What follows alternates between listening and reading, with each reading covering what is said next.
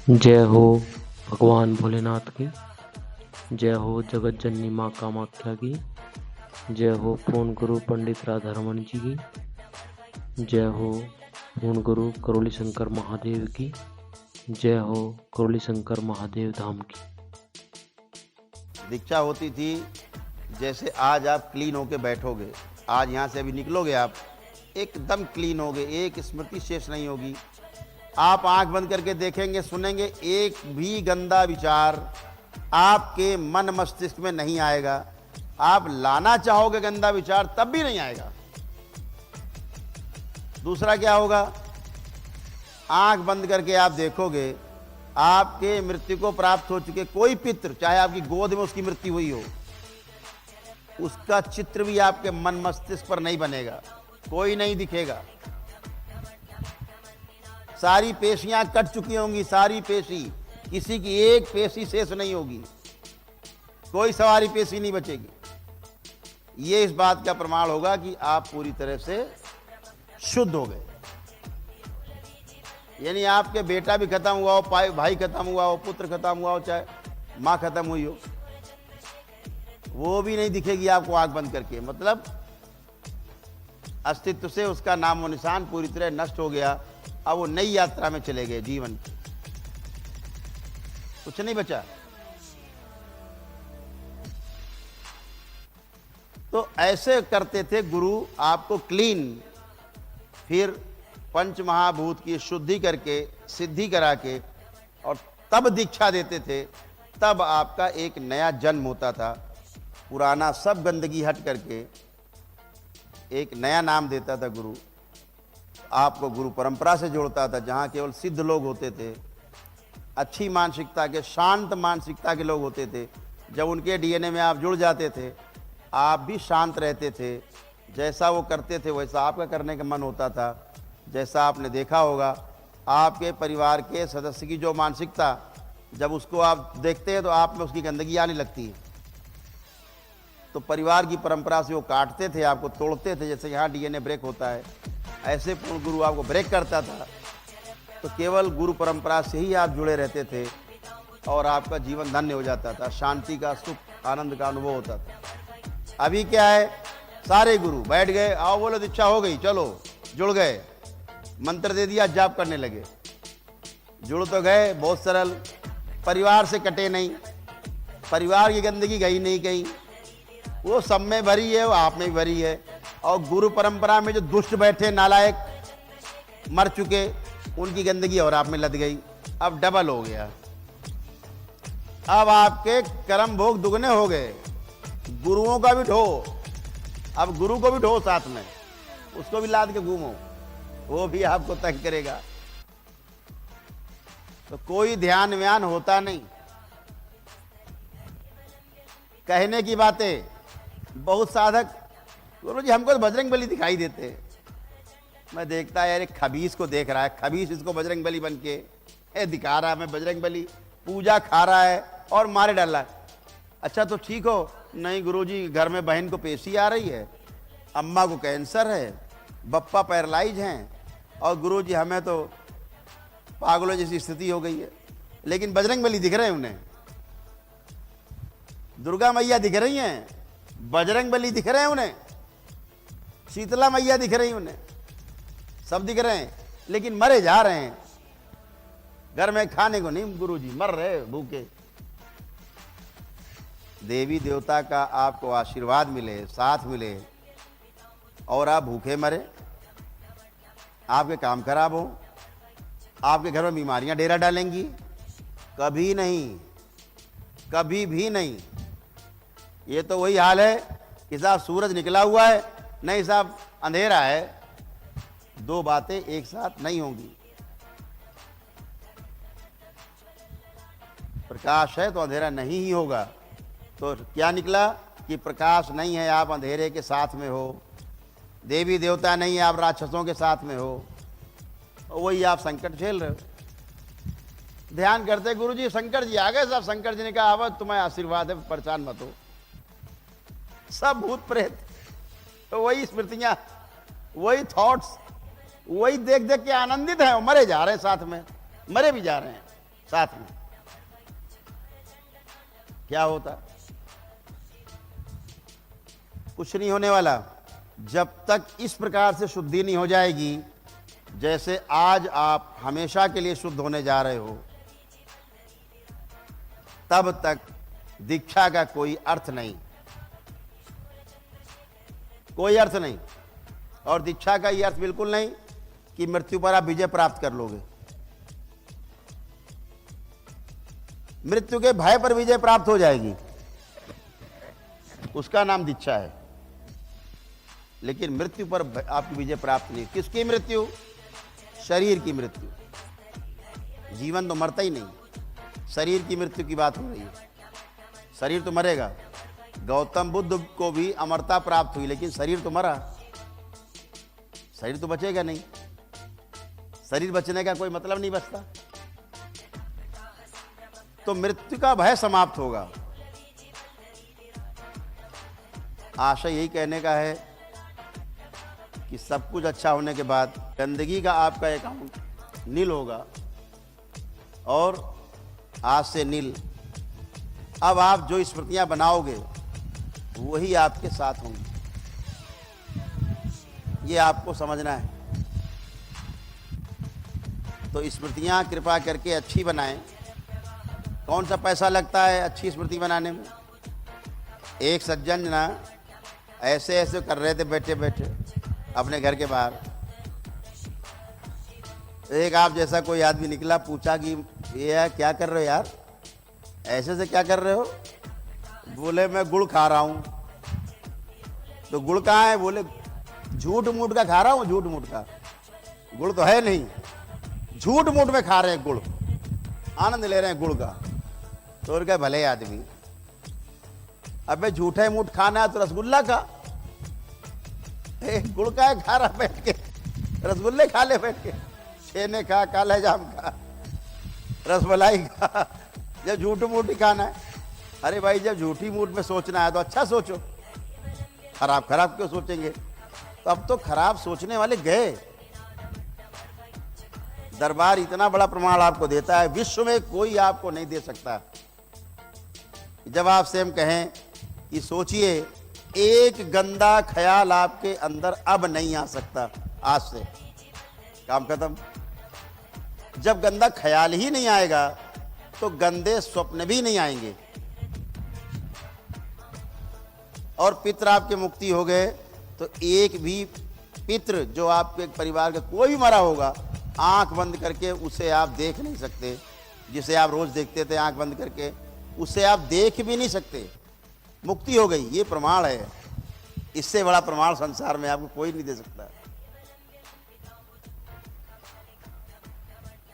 तो सभी को धैर्यपूर्वक, अभी तमाम शक्तियां खुली हैं, और जो हम एक एक आदमी को बैठ के उसको क्लीनिंग करते थे, अब वो चाहे आप यहाँ 1000 लोग बैठे हैं और चाहे 10 लाख लोग एक साथ बैठ जाओ स्टेडियम में, इतना ही टाइम लगेगा जितना आपको क्लीन करने में लगेगा, आधा घंटा, उतना ही 10 लाख आदमी को क्लीन करने में लगेगा।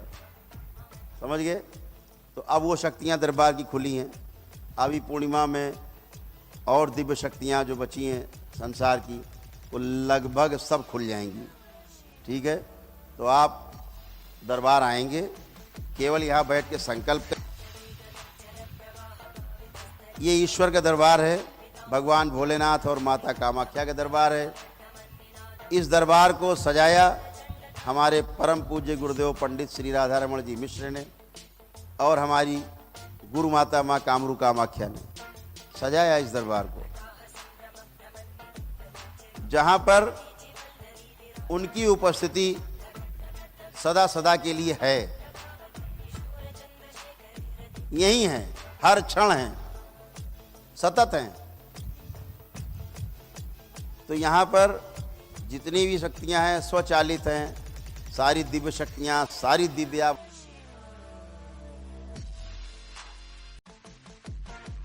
आप आज क्लीन होके अपने घर जाओगे पूरी तरह से।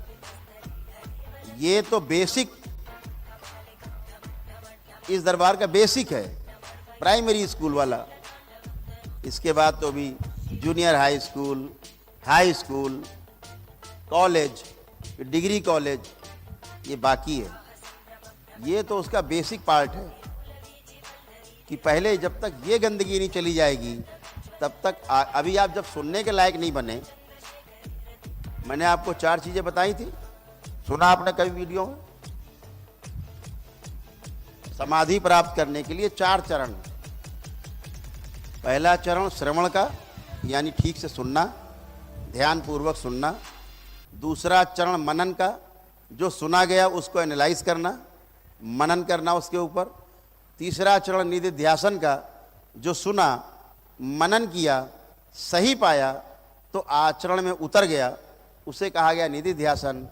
इसके अनुसार हमने बताई हुई विधियों के, गुरुओं के अनुसार चले, इन 3 के बाद जो प्राप्त होता वो समाधि है, यानी मन की मृत्यु और आत्मा का वास्तविक प्रकाश उदय होता है। तो ऐसे 4 चरण हैं। ये 4 चरण प्राप्त करके ही आप ज्ञान को उपलब्ध होने की यात्रा पे पहला कदम रखते हैं। आप समाधि अवस्था में कोई ज्ञान नहीं, सब झूठ, एकदम झूठ।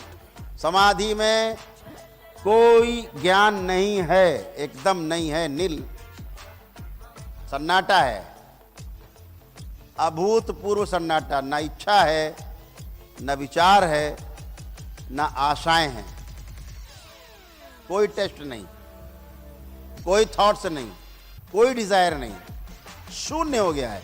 ये समाधि है। समाधि का अर्थ समय आधि, यानी आदि माने जहां अंत, आदि माने शुरुआत, आधि माने अंत। तो समय आधि, समयाधि, जहां समय का अंत हो जाए वहां पहुंच जाएं आप, वो अवस्था समाधि की है।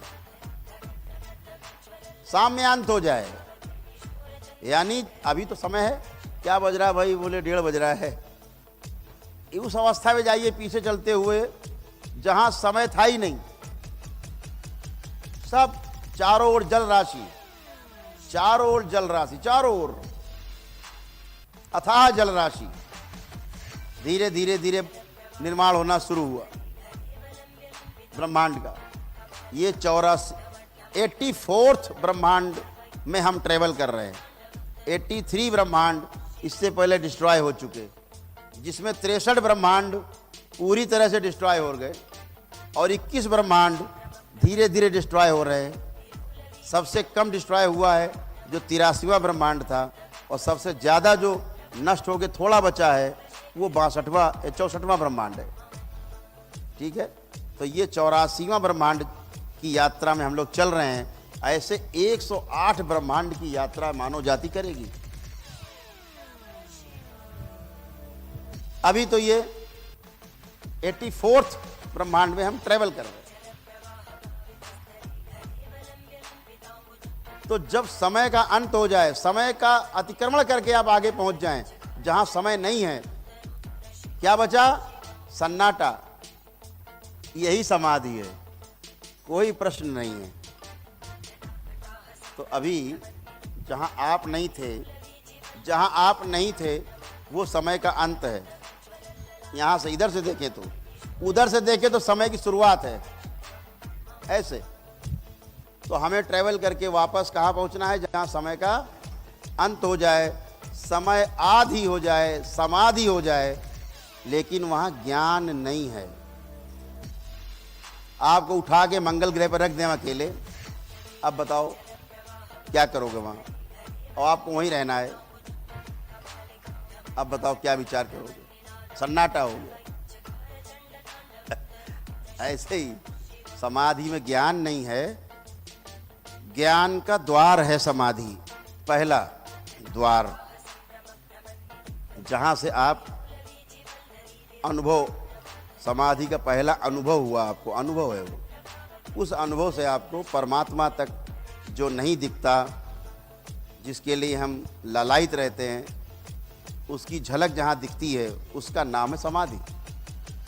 लेकिन पूरा पूरा देखना संयम के द्वारा संभव है। बिना संयम के, समाधि के बाद संयम की यात्रा शुरू होती है, तब ज्ञान को उपलब्ध होते हैं। कहा गौतम बुद्ध को समाधि हो गई पीपल के वृक्ष के नीचे, तो ज्ञान को उपलब्ध हो गए। कोरा झूठ, वहां केवल इतना हुआ, इच्छा विचार आशाएं शून्य हो गई। इसीलिए गौतम बुद्ध को जब समाधि हुई पहली बार, 1 सप्ताह तक उठे नहीं, आंख नहीं खुली, इच्छा विचार आशा नहीं, पलक खोलने की भी इच्छा नहीं।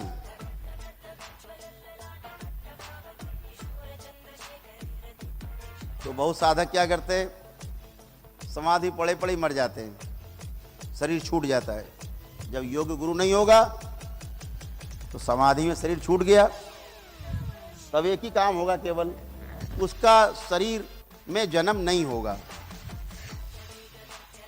वापस, जिसको समाधि हो गई। किसी भी 84 लाख योनि में उसका दोबारा जन्म उसकी इच्छा के बगैर नहीं होगा, क्योंकि इच्छा है नहीं, इच्छा तो बची नहीं ना, तो जन्म भी नहीं होगा। अभी तो जन्म हमारा इच्छाओं के वशीभूत होके होता है, ये रह गया करना, अभी ये छूटा जा रहा, वो बच्चा छूट गया, भाई छूट गया, संपत्ति छूट गई, भोगना रह गया, इन इच्छाओं के कारण फिर वापस गिरे धरती पे। तो वो समाधि है। ऐसे 4 चरण हैं, ऐसे आपको धीरे धीरे अनुभव होता है, वो आपका ही प्रयास से होता है। गुरु का काम सिर्फ इतना है, इंगित करना शब्द के द्वारा, शब्द से इंगित वस्तु, वस्तु में निहित अर्थ, और अर्थ से साक्षात्कार करा देना, अध्ययन करा देना, इतना काम गुरु का। अर्थ से साक्षात्कार हो जाए, इसे अध्ययन कहा गया। ठीक, जो विधि है उसे अध्यात्म कहा गया। आगे का काम आपका अनुभव करना। गुरु का सिर्फ इतना काम, शब्द, शब्द से इंगित वस्तु, वस्तु में जो निहित अर्थ है उसको समझाना, अनुभव कराना, और अर्थ का साक्षात्कार करा देना पूरा आपको। ये अध्ययन पूरा हुआ। ऐसे उसके लिए श्रवण करना बहुत आवश्यक है, सुनना ध्यान से बहुत आवश्यक। अभी तो आपके अंदर इतने भरे हुए बैठे थे, आपको सुनने ही नहीं देते थे। अब गुरु बोल रहा है, आप टेक ऑफ कर गए, उड़ गए। कौन सुनने वाला? कोई नहीं। सुनने वाला अंगूठे में बैठा, जिनको सुनना नहीं मेधस कंट्रोल करके बैठे। जब सुनोगे नहीं, श्रवण नहीं ठीक से होगा, श्रवण नहीं होगा, एक आप अच्छे श्रावक नहीं बनेंगे, मनन होगा नहीं। मनन नहीं होगा तो क्या करोगे पता है? फिर आप सुनने में मिसिंग होगी तो क्या करोगे पता है? आप चिंतन करोगे। चित्त की 2 क्रियाएं हैं, चिंतन और विश्लेषण। तो विश्लेषण ना करके आप क्या करोगे? चिंतन। चिंतन कहाँ से शुरू करता है? निगेटिविटी से। गुलाब का पौधा, अरे यार बड़े कांटे हैं इसमें, कांटा, ये पौधा मत लगाना, कांटे इसमें चुभ जाएगा, फूल तोड़ चुभ जाता है। यहाँ से शुरू करेगा, ये चिंतन है। और मनन क्या है? एनालिसिस क्या है? बहुत सुंदर पुष्प है, कितना सुंदर इसका रंग है, कितनी सुंदर इसकी खुशबू है, बनाने वाला परमात्मा कितना सुंदर होगा, है ना? एक एक उसके कितने इसके गुण हैं पुष्प में, ये दिखेगा जब आप मनन करेंगे। और ऐसा नहीं कि मनन करने वाला का ध्यान कांटे पे नहीं है, कैसे कांटे से कैसे बच के फूल को तोड़ा जाए, इस पे, इस पर भी है। इस कांटे का कौन सा सदुपयोग किया जाए, इस पे है। ये मनन है, ये विश्लेषण है, ये एनालिसिस है। एनालाइज करते हैं आप। एनालाइजिंग जो होती है तभी हो पाएगी जब बात को आप ठीक से सुनेंगे। नहीं सुनेंगे, केवल आपको कमी निकालनी है कि इसको एक कमी बतानी, पूरा लेक्चर सुन लो 1 घंटे का, लेकिन एक बात पकड़नी है गुरु जी की, जहां पे गुरु जी को ढेर किया जा सके पूछ के। बाकी भूल गए, 100 बताई, ध्यान ही नहीं है, क्योंकि एक ढूंढ रहे हैं, कोई मिल जाए, कोई एक मिल जाए। तो एक गुरु जी ये वाली बताओ, ये चिंतन है। कमी निकालना, जैसे वैज्ञानिक करते हैं, कमी निकालना। हर वैज्ञानिक पिछले वैज्ञानिक की कमी निकालने के लिए आतुर है। कैसे पिछले वाले वैज्ञानिक को हम झूठा करार दे दें और बड़े वैज्ञानिक बन जाएं, इतनी दौड़ है। इसका नाम है चिंतन। तो चिंतन में, मनन में बहुत बड़ा अंतर है। चिंतन हमेशा नकारात्मक विधि का नाम है, नकारात्मकता से शुरू करेगा, निगेटिविटी से शुरू करेगा सोचना, और उसका अंत भी निगेटिविटी पे ही होगा। और जो मनन होगा, निष्पक्ष रूप से सोचना, ध्यान करना, जो कहा गया है एनालाइज करना कि हाँ भाई गुरु जी बात कर रहे थे ठीक है, नहीं लेकिन हम बोल रहे हैं उसी समय एनालाइज करते जाओ, आप कहीं नहीं पहुंचोगे। क्योंकि ध्यान एक ही है, चेतना एक ही है, एक ही बार में एक बार आप एक ही बात सुन सकते हैं ध्यान से, एक साथ दो चीजें ध्यान से आप नहीं सुन सकते। तो सुनने में ध्यान पूरा बना रहे, चेतना कान के पास बनी रहे, आप स्वयं पूरा कान बन जाओ, कान के अतिरिक्त सुनने के अतिरिक्त कुछ बचे नहीं, इसे कहा गया श्रवण। जब ठीक से सुनेंगे, लेक्चर पूरा हो जाए तो सुने गए पर पूरे ध्यान से विवेचन करना, उसकी विवेचना करना, मीमांसा करना, एनालाइज करना, विश्लेषण करना, इसे कहा गया मनन। तब आप जो अच्छा याद नहीं कि जो अच्छा ग्रहण कर लिया, थोथा दे ही उड़ाए। गेहूं पछोड़ती ना माताएं, देखो ना, उसकी भूसी उड़ा देती, गेहूं रह जाता है सूप में। तो ऐसे अच्छा ये बढ़िया है, इसको ग्रहण किया जाए। एनालाइज करो अपने अधिकार पर, अपने निरीक्षण के अधिकार पे, स्वनिरीक्षण, परीक्षण के आधार पे, सभी में सर्वेक्षण के आधार पे आप उसको देखें। इसे मनन का, इसमें जो चीज़ अच्छी होगी फिर आपके जीवन में उतर ही जाएगी, अपने आप आपके आचरण में आ जाएगी। ऐसा तो ये क्लीनिंग बहुत आवश्यक है। जितना क्लीनिंग आज आपकी होने जा रही, अभी दीक्षा का कार्यक्रम होगा, दीक्षा में रजिस्ट्रेशन हो रहे हैं, जितने रजिस्ट्रेशन अभी हो जाएंगे वो उनको दीक्षा मिलेगी। जब दीक्षा में आएंगे तो उनको दरबार की ओर से जो दीक्षा की किट है, उसमें अंग वस्त्र भी है, माला भी हैं, जाप करने वाली भी हैं, तमाम चीज़ें उसमें हैं, वो दे करके और हवन वगैरह करा करके उनसे सामूहिक हवन, जैसे आपने देखा होगा अभी सतचंडी यज्ञ हुआ था अपने यहाँ, ऐसे ही सामूहिक हवन करके फिर दीक्षा का कार्यक्रम होगा। तो ऐसे हमेशा के लिए क्लीन, हमेशा के लिए क्लीन। आप सीधे सीधे बाबा के डीएनए से जुड़ जाएंगे, बाबा की गुरु परंपरा से जुड़ जाएंगे। फिर इस संसार में किसी की हैसियत नहीं जो उस डीएनए में घुस सके। उस डीएनए में घुसने की ताकत संसार में किसी की भी नहीं। अगर देवी देवता भी आना चाहेंगे आपके डीएनए के अंदर, तो बगैर इजाज़त, बगैर अनुमति एंट्री नहीं है।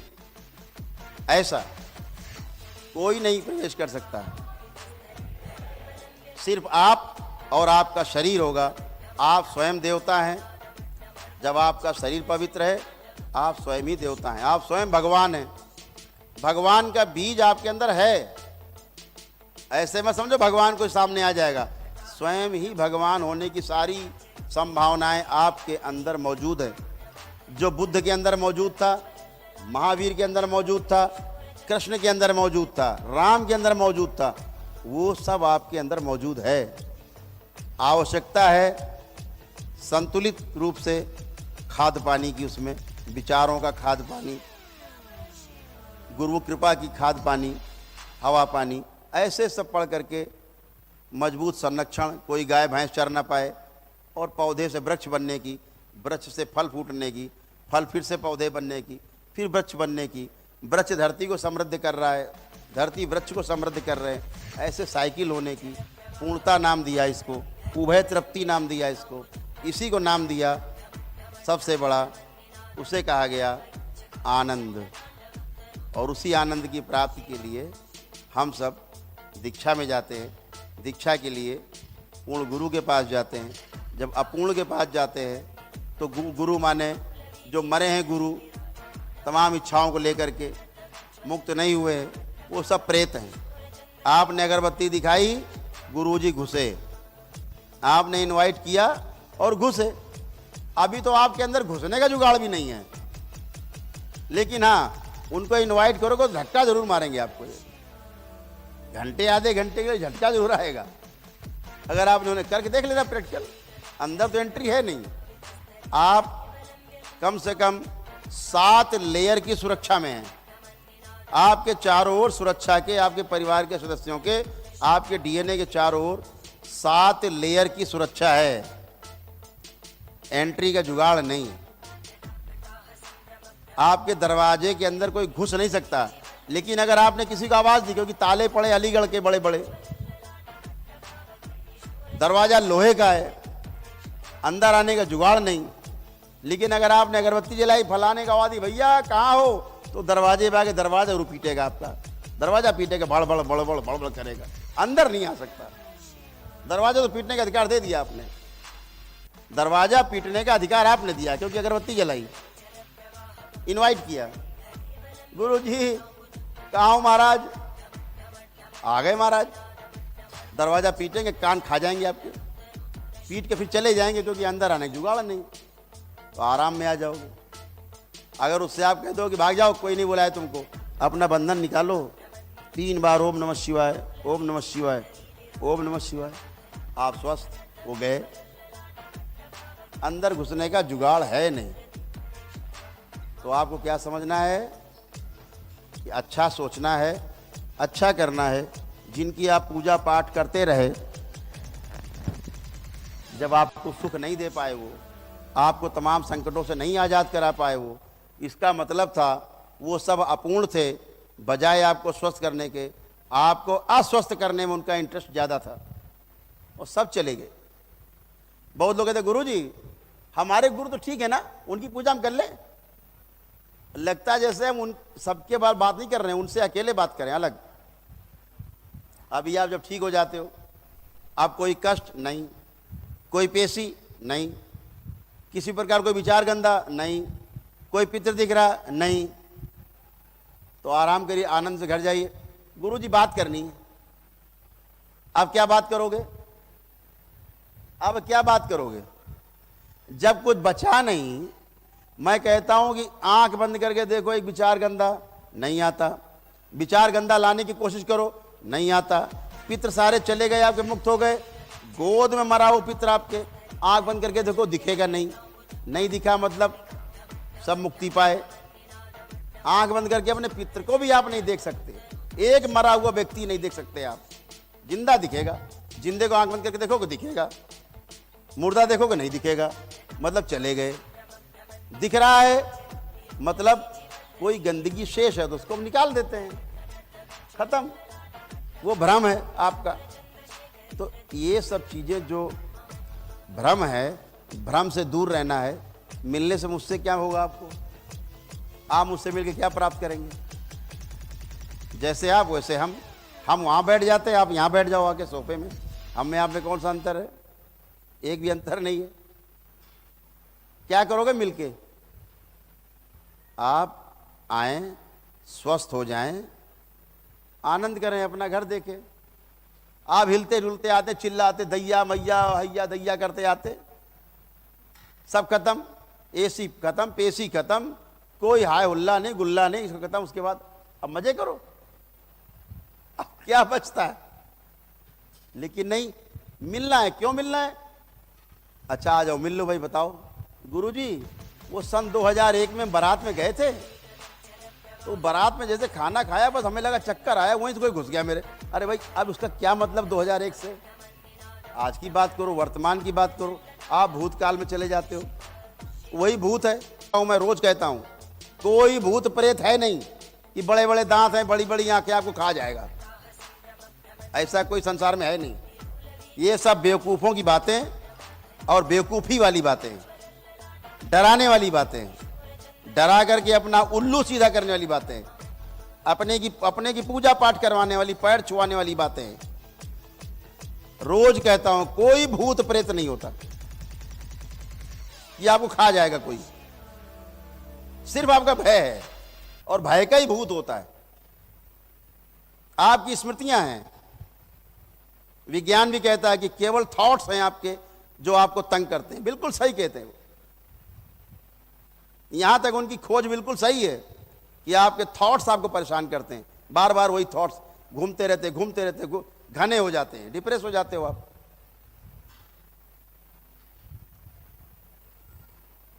तो कहां भूत होता क्या फिर? विज्ञान सम्मत विवेक विज्ञान सम्मत धर्म हो, उस पे चलो, तभी आपको भय से अभय की ओर यात्रा शुरू होगी। समझ गए? अदरवाइज भय में जीना तो सभी का जीना है। अभी आप लोग दरबार आए थे पहली बार, सबको भूत प्रेत से डर लगता था। अब कितने लोग जिनको भूत प्रेत से डर लगता, हाथ उठाओ। एक भी हाथ नहीं उठने का। अब इनको किसी को भूत प्रेत से डर नहीं लगता, क्योंकि असलियत जान गए। विज्ञान आधी बात करता है। आधी क्यों कर रहा है? स्थूल की बात करता है, सूक्ष्म को देख नहीं सकता। स्थूल इन आंखों से, सूक्ष्म इन आंखों से। ये टूल से देखा जाएगा और ये जीवन से देखा जाएगा। ये वैज्ञानिक के पास है नहीं। वैज्ञानिक के पास टूल है, मैग्नीफाई लेंस, बड़ा करके, हाँ छोटा कण है, हाँ बड़ा दिख गया, ठीक है। तो आधी बात विज्ञान कर रहा है, आधी बात सही कर रहा है कि ये थॉट्स हैं, एकदम राइट, स्वीकार कर रहे हैं मंच पे। लेकिन असली बात क्या है?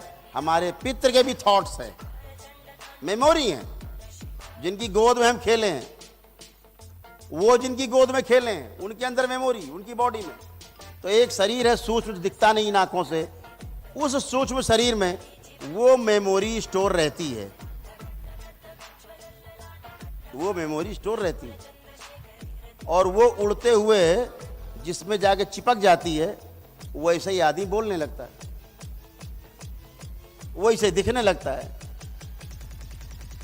तो विज्ञान आधी बात कर रहा है कि आपके थॉट्स हैं, दरबार कह रहा है हाँ आपके भी थॉट्स हैं, लेकिन आपके पितरों के भी थॉट्स हैं।